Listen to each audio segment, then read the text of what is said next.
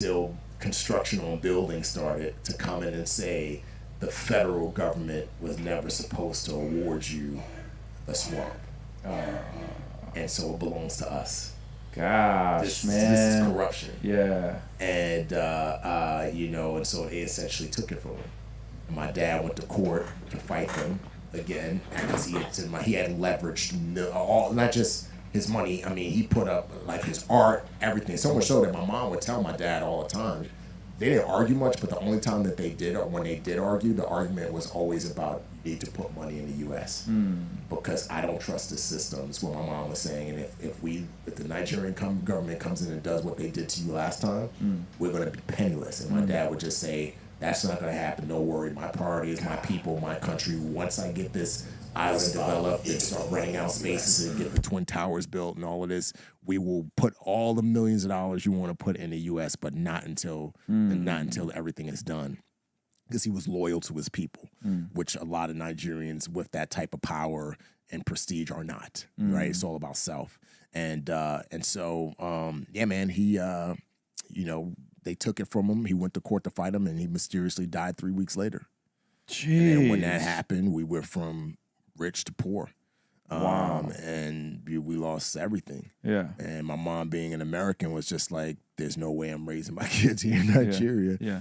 And so she brought us back to the States. Wow. And I grew up in the Bronx. So that's kind of how the whole Africa stuff happened. Yeah, Okay, so how long that you said your dad they take the city, the Lagoon City. is it still there? It's still there. If you Google Banana Island, Let me Google it. it's they renamed it Banana Island, and the nickname for it now in Nigeria is Billionaires Island.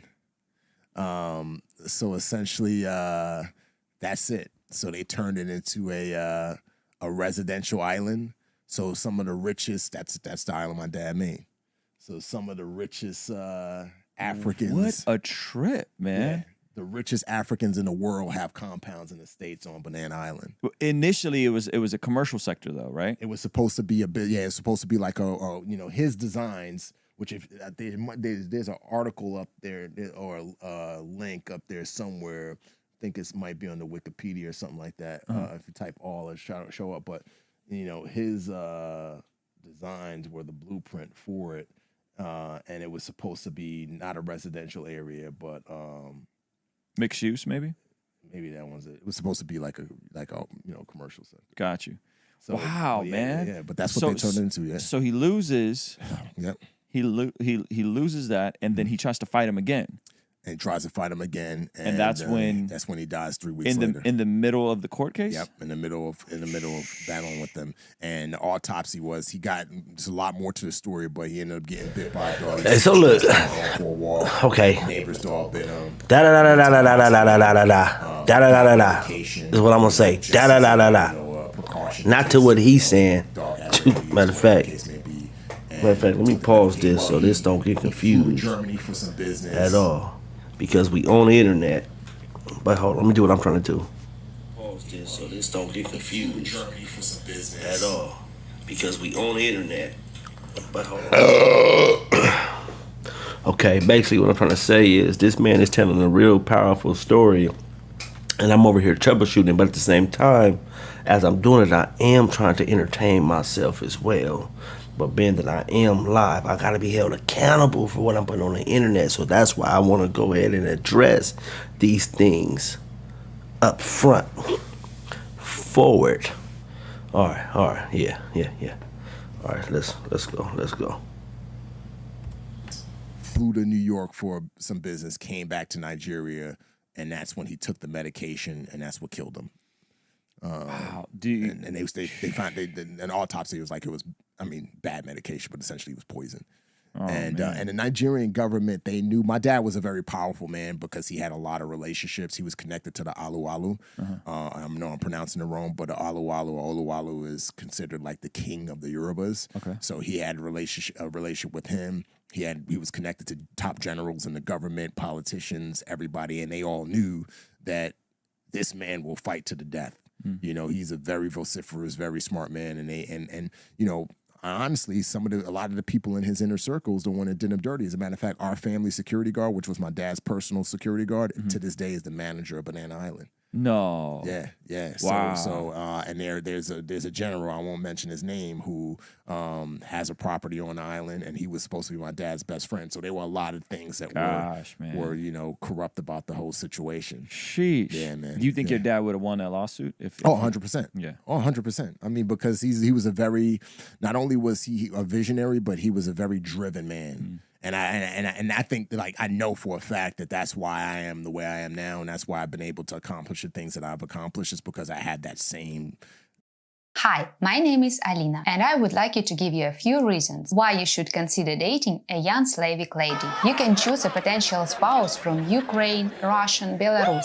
Geography is bounded. Have you noticed that Slavic women have become more and more popular? I mean that they are everywhere. In famous magazines, on Instagram, as top bloggers, on the runways and on the billboards. More importantly, they are in men's hearts, because most of them have everything that an object of fascination is supposed to have. Natural beauty, stunning bodies, charisma and light temper. Yes, these ladies are beautiful, and even you can't deny that a lot of men are physically attracted to them. Anyway, Slavic women are truly respect and appreciate American men. These ladies are passionate. They have been raised to respect family and traditional values. American guys are usually less passionate and driven DNA code in my system, you know what I mean? Yeah. And it gets me in trouble sometimes because I am so like, yo, let's get this done. And yeah, he would. I mean, as a matter of fact, my half brother, my dad was married years before he married my mom, and he got divorced. But his my half brother has been fighting the court since '87 because he's a lawyer, and they offered him like 5-6 years ago, they offered him $8 million. And my brother turned it down because, again, my dad spent 8 million pounds, which adjusts for inflation, you know what I mean? Yeah, and then pounds is, 1 pound is like $3, something like that here in the US. But then on top of that, interest. But then on top of that, all the other money my dad spent to develop the island. Sure. It's worth billions of dollars now. It's worth billions of dollars. If he wins the case, I'll be a billionaire. Wow. You know what I mean? But I remember as a kid, I would always ask my mom, are we going to ever get? She's like, no, don't hold your breath. Not dealing in the Nigerian court system. You know what I mean? So, how old are you when your dad passes away? I was 5. You were 5. Yeah, Wow. I was 5. So this is And 87. then yeah. other siblings that with your mom? Yeah, my brother. So my brother, he was 6. He was a year older than me. Yeah. And so your mom's like, we're coming back to America. Yeah, we'll come back to America, yeah. And you guys moved to the Bronx in the late 80s. Late 80s, crack epidemic, mafia. I remember going to the corner store and seeing the mafia guys with the big collars going in and shaking down the owners for their taxes. You know what I mean? Drug dealers. It was crazy, man. Hip hop at its peak. You know what I mean? Late 80s and its inception, early 90s. So yeah, man. Yeah. So pretty huge contrast. You being 5-6 years old, super wealthy, and now you're in the Bronx. What was that like? I tell people all the time, my mom, she did a really good job of masking the reality of what had happened. And case in point, I remember the moment she told us our father died. She sat me down on her right side, my brother on her left side on this red couch, and not couch, but it's like a chair couch. And she said, hey, your father has died and he's not coming back. And she said it to us in such a calm way.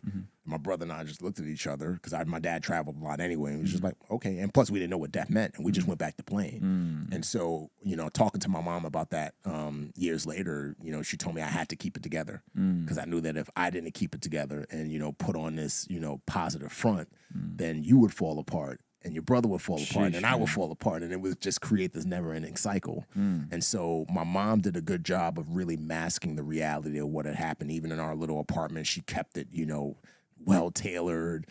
She brought a bunch of books from Nigeria and some of my dad's art and peppered it around the apartment. She was always on us about keeping our rooms clean and keeping the kitchen clean and all of these different things, so that way, we didn't have a sense of, where we were. It wasn't until I was about 8 years old that's when the reality hit me.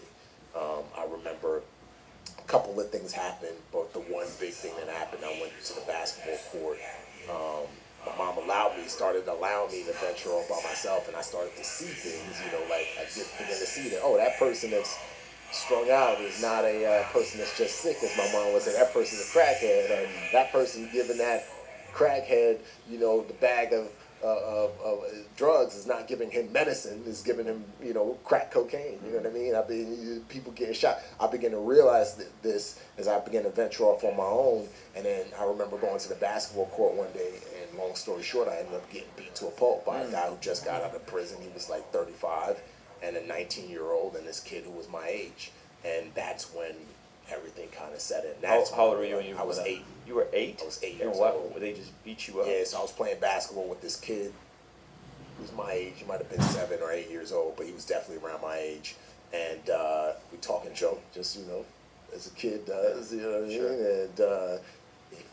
And he was talking junk when he was winning, and then I started winning. And I started talking junk, and then he told me to shut up, and I said no, being a kid, not thinking anything of it. He said, if you don't shut up, I'm gonna get my brother. I said, all right, go get your brother. I don't care. And he came back with the dude. With a grown man. Just got out of prison. And they beat me to a pole, slammed me on the concrete. Oh my gosh. Yeah, man. And that was my environment, And then and so. And I began to see my mom struggle around that time as well. I began to, go with my mom to the rent office and hear how she would ask for extra time to pay the rent. And there were times when my mom would just hand my brother and I bar ivory soap and say, hey, wash your underwears and socks, because I can't afford to do laundry. Wash them out in the sink, And there were times when my mom didn't have enough food to feed herself. She had just enough food to feed my brother and I. She would put the food on the table, split it between us, and stand in the doorway of the kitchen and watch us eat, And so as I began to see those things and then that incident happened, that's when I realized I'm not in Nigeria anymore. We're not going to have the life that we used to have, and I don't know what's going to happen. And that is when I can say that I unconsciously or subconsciously, whatever the right word is, chose to find a father. I truly believe that every boy needs a father, needs a man to teach him how to be a man. And every girl needs a father to teach her how to be loved by a man, so that when she grows up, she chooses the right man. And it all comes back to affirmation. Because, if you're not affirmed by your father, you will seek affirmation from other things and other people. And because I wasn't affirmed by my father because he passed away, and because I didn't look to my heavenly father, as I should have, I began to look for a father and other things to fill that paternal void. And that's what led me to, hip-hop and hip-hop culture, street culture, and trying to mimic them. And so I started listening to against my mom's wishes, sneaking music into my room and listening to Biggie and Pac and Mobb Deep and all of these guys and Nas, and I would hear him talk about sleeping with multiple girls, so that's what I wanted to do. I would hear him talk about selling drugs, so that's what I did. I sold drugs. I would hear him talk about punching people in the face if you feel disrespected, so I fought. I did all of those things. And by the time I was 19, I had this massive legal enterprise by selling drugs and selling illegal phones and doing all kinds of things. I literally just got it. And I love, because how much I love hip hop, I started a record company called Eighth Wonder Entertainment. So I was, laundering the money that I made illegally through the record company, going down to, Virginia and doing recording in the studio, buying studio time, paying for my artists to get clothes so we can go do shows. And that was, I got out of control, and it all came from from filling that void with the wrong things, Whew, man, that's heavy. Do you think that the life made you seek out art that was the soundtrack to your life and your environment, or do you think that art influenced your environment? Because this is always a tricky question, right? When you start talking about the influence of music, is the music just kind of a mirror, a news story of sorts? Yeah. It gotta be some type of influence. Hyperbolic and obvious, like the mafia movies, right? But it doesn't mean that people aren't negatively influenced by those mafia movies, But which one would you say was for you? I would say it was influence. It was influence. I would say, or maybe a combination. I would say that, I was seeking out something, but at the same time, dude, in the Bronx, everybody is listening. You can't walk down the street without hearing Biggie, or without hearing Snoop, or without hearing these artists. You know what I mean? And it's just and that gets inside of you and influences you. And case in point, That's why you don't get, in my opinion, you don't get. Careful what you do because the reaper, I'm gone. Gonna spin the world so cold. So miserable. But it doesn't mean that you weren't on the path. My brother, ended up becoming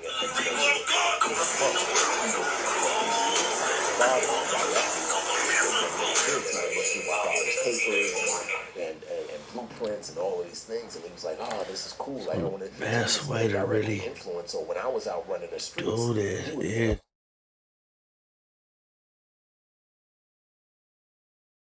scholarship to Syracuse University, graduating from there in 3 years, and then ended up getting his master's in 1 year in computer science engineering. All of that came from influence, right? And so I think that it's a combination. You're right. And I think it could be scaled like a percentage, whether it's 10%, 90, or 5%, 95. But I would say a big part of it was influence for me. Do you think there was ever a shift that happened? Because I remember we're about the same age. Yeah. I remember a similar story. We came to America as refugees. Yeah. We were under Soviet communism, so it wasn't. We ain't have